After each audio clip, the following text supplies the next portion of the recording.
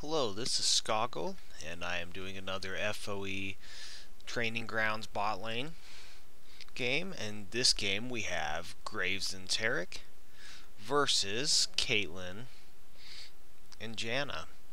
And I'd like to point out the lane composition and the matchup. The matchup is that Caitlyn has the range advantage. Graves really doesn't have a lot of range, and Caitlyn has a great poke and great range. And when you both take your Qs, you can try to trade Qs, but the problem is that you both just do a lot of damage to each other. So that's kind of the matchup. And then for support, you have Tarek, who has that stun, has the shatter, has kind of the aggressive go for the kill support, and you have Janna, who basically protects carries. And Caitlyn is a position AD, and Janna can pretty much keep Caitlyn safe as long as Caitlyn doesn't do anything too silly or get out of position or get too overmatched. And here they're pushed, but they're pretty much staying as far back as they can. They don't have the ward in the river, so they really can't get too aggressive here. And I'd like to have you watch just how well Caitlyn trades and outpokes Graves. But what Graves has is, at level 6, a great burst combo, and I mean a great burst combo. So many different skills and abilities, and such a good kit to do a lot of damage in a little bit amount of time. And then you have Caitlyn, who just doesn't have that, but she can poke, harass, zone, do all that. And then when you get to mid game and late game, Graves is just a beast. He's just so strong, and Caitlyn just kind of falls off. Her ult just makes me sad. It needs to be adjusted, in my opinion. It's great for, I guess, catching someone, but people can walk in front of it and block it. And if you use it in a fight, you use Graves and you can just keep rolling, do a lot of damage, and it adds to his damage output. If Caitlyn stops to use her ult, it really lowers her damage output, as there are three auto attacks is going to do more damage. So here Caitlyn's able to push the lane. She's able to really kind of take control because she can win these trades.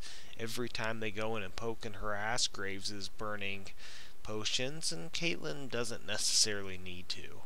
But I mean, he's able to keep himself up and keep farming, but Caitlyn is able to zone him a little bit, and she's up by about 10 CS right now. Not a significant amount, but it adds up. If you can keep doing 10 every 30 or 40, I mean, eventually you get far enough ahead. So what Caitlyn's got to keep this pressure on for as long as she can, till Graves gets scary and she really can't. That's kind of the deal with Caitlyn. You gotta stomp your lane, because she lanes really well. And so here we're gonna see what happens when Graves gets too close to Caitlyn. Looks like this is gonna be a good engage at the beginning of it when you watch it. And gets that Q, but the Q from Caitlyn just fires right back and kind of counters what Graves does. You see the stun and the dash, and the response of a great placed tornado makes it so that they just can't win these trades. They're not losing them by too much, but they can't really win them. Skarner's sitting here in the brush, and as a carry, as Tarek, they need to just push this lane so that he doesn't waste too much time. Because what happens here is it's not getting pushed fast enough for Skarner. He needs to have more patience, but he goes right there, and they didn't have anyone caught. That really doesn't make sense. You just wasted whatever time you put in because you really ganked poorly. If he would have waited a little bit, give Graves a little bit of time, and Tarek a little bit of time, push the lane up, you can get the next brush, and then you might be able to really catch someone. That was quite maybe if Skarner had his ult, they could have gotten Janna, but not where they were at. He needed to have a little more patience to get a good gank in. So that's just when your jungler's lane ganking, just push your lane hard so they can get to the next brush, or let them push back pretty hard so that you can pick them off as they get aggressive. You got to do one of the two. You can't really do nothing there. and they're just going to go ahead and buy. And then what's cool about this lane composition, well, at least on Graves' end, is Graves got out CS'd by 21. And Caitlyn has better items. He's upgraded his boots. She almost did. She got her Vamp Scepter and extra Doran's Blade. So Caitlyn's technically a little bit ahead. But just watch the difference in the scaling. And once Graves gets 6 and he has his burst, he can now trade. It's just one thing about Graves. They don't have a lot of wards out, but they're also pushed back pretty hard. I mean, you don't, as a jungler, this isn't a lane that you would see and really want to gank. I guess if you think you could dive it. But the trades are going to start coming out a lot better. They're not going to get far behind every time they trade. Graves goes in. He doesn't do a lot of damage, but he doesn't take a lot of damage. He's not getting zoned. He's now in front of his creep wave. He's not way behind it. They can't deny the CS. And just watch the level 6. They went like they were going for Caitlyn, and they just turned on the squishy Janna. And Janna uses her spells to protect Caitlyn. And the Tarek's patience here. He runs up to Caitlyn. She gets shielded, and so he stuns Janna.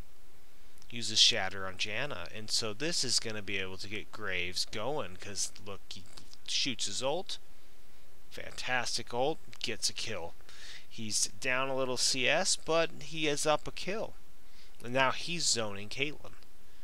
And that's just the combination of Graves' kit, his burst at level 6, and his ability to scale with his items with the attack speed. And the map awareness here is fantastic. I was talking, so I kind of got a little late into it. But he sees a fight in the river, and instead of messing around at all, he's just going. And because he goes in so fast and gets there, and then Tarek follows because you kind of follow your carry, he's able to let Skarner make a crazy escape. He starts doing Dragon. I think he was trying to bait them to go stop him from doing Dragon instead of chase down Skarner, but it buys enough time that Skarner gets away. Tarek goes down for it, but Skarner gets out of there. And I think in some ways losing your support's not that big of a deal. It still sucks, but that map awareness, his ability to turn around and go help. Had Irelia not teleported down, they actually would have gotten the kill on Lee Sin because of his response time. Well, at least would have gotten close. Maybe he made a great escape like Skarner did, but the point is that his awareness, his ability to go, it builds confidence in your teammates when you respond well. When they're coming and you're doing the appropriate action, or there's a fight close by and you're trying to get there and back them up. They want to help you, they want to fight with you and for you. And there again, the trades, look at the difference in the trades. He's able to get both Janna and Caitlyn near half, and he's fine. And now he's reversing the role. He is the zoner. He's the harasser. He can do the trades. And that's the one thing about Graves that I like so much. There's Fizz getting caught out in the river because he went around to do a dive gank. And the response by Graves, he's just so quick at it. He's going to make sure that his teammates don't die if they come to him for help, if he can help it. So here they're pushed to the tower. They're just going to kind of keep the aggression on, keep the pressure up. His farm gets a lot better. He's getting closer to Caitlyn. And they're going to back out when they see them charging, because they're only coming if they had something, and it was Lee Sin. And so this is the combination I love. Skarner ult and Graves' ability to burst someone down. Unfortunately, Tarek's a little squishy. He goes down again. Just watch the combo. Skarner ult, and Janna looks like she's fine too. Janna has no chance. Just that little bit. So much burst when you can buckshot from close range. And then Graves gets kicked by Lee Sin and dashes away, avoids the Ziggs ult. Unfortunately, Tarek does not avoid the Ziggs ult. He's not going to get out of this. But they're going to chase him off. And usually when you get chased off, you're not quite as quick to respawn like this. Here comes Fizz. And they just chased off. It had just been a 3v2. And he respawns with his ult and another auto attack. And just the hustle play. Just the get back. You just got pushed back, but Ziggs is already running back to the tower, and here comes Fizz. Fizz gets in position to make a play, and Graves does not disappoint. He jumps right on it. I do love the giant earth. I just want to comment, giant earth is awesome. That's just a fantastic model, a good skin. That's the Fisherman Fizz, I believe, but that earth is instead of the killer whale or the shark, or I just like it. Anyways, this is Skoggle finishing up this video. Alright, Skoggle back with the review for this game, and we're going to go over the key points and the things we can take away and learn from this video. 1. Think about matchup. And when you're thinking about a matchup, you want to think about, in my lane, what can I do, what can they do, when am I strong, when are they strong? For instance, are they really strong with their ult? What is their ult? Is their ult good? Caitlyn, for instance, does not really have a great ult, and your ult is awesome when you're Graves. So if you wait till level 6, Taric ult is really strong. Janna can disengage, but you guys can do a lot more damage. You guys can run in and start dictating the trades when you have your full burst combo. Whereas Caitlyn is super strong until you buy. The other thing is Graves scales better than her, so when Graves buys a Doran's Blade, that Doran's Blade will do more for Graves than a Doran's Blade will do for Caitlyn. So you can be a little bit behind and get zoned early and still be okay in this matchup.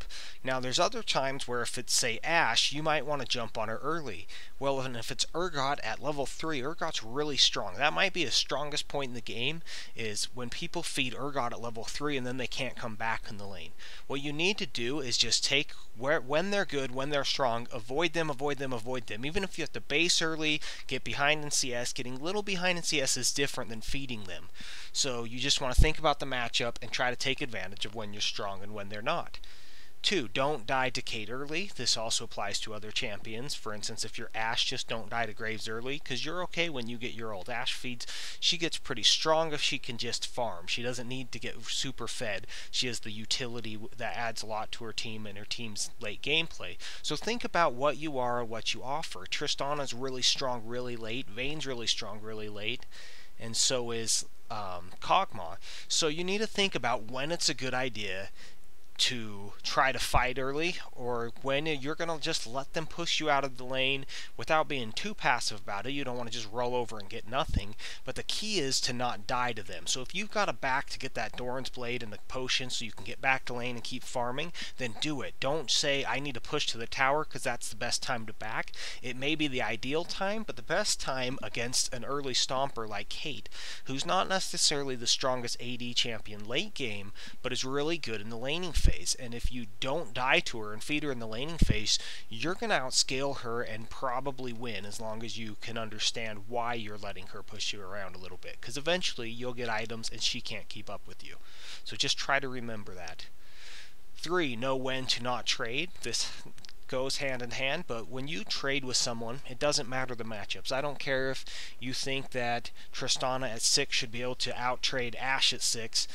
If you're not winning the trade, then it's not a good time to trade. So you could attempt to trade, and then when it works out, then you go for it. And when it doesn't work out, you need to know to stop doing it. So after about 2 trades or so, especially on this case, Taric lands a stun and you still come out behind, it's probably a good idea to just passively farm and then buy before you feed. Don't give them a kill. Just concentrate on farm, farm, farm, farm. Okay, I'm level 5, Cait's level 5, Cait's going to hit 6 soon, I'm kind of low, maybe she can pick me off with her ultimate, time to go buy. But stop trading and stop getting yourself low, because that's just going to push you out of the lane faster. If you have a dash like Graves does, when Caitlyn comes in to exchange, just dash out of the way. Especially when she Qs, dash to the side and run backwards. Caitlyn won't want to chase when she doesn't have her big move. So that's what you need to be thinking about, is when you're not stronger, when should I avoid the trades? Don't just trade back because they tried to initiate with you when you can dodge their trade. 4. Champion scaling. This goes into when you're going to be strong and what items are going to do what for you. Basically, Graves was behind, I believe, a Doran's Blade, if not something else also. I think she had a Vamp Scepter, but the champion scaling and the rules of what Graves brings to the table at level 6, what Caitlyn brings to the the table at level 6 is Graves just gets stronger than Caitlyn as the game goes on. He's a good laner. He's not weak 1 through 5. Caitlyn's stronger 1 through 5.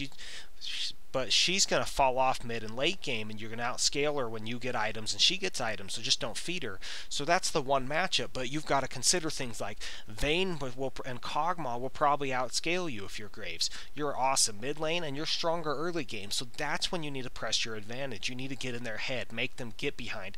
Graves is a better late game carry than Caitlyn at the moment on how he scales, and so Graves just needs to win the lane and might be able to keep up with Vayne. But if Vayne wins the lane or pulls out even, Vayne's ahead of Graves. So you just got to think about that and know when you've got to try to pressure and you've got to take away what they do best. So if they're great late game champions, ask for a gank early. Keep them down. Just keep them zoned. Whatever you got to do, that's when you can win. Press your advantage.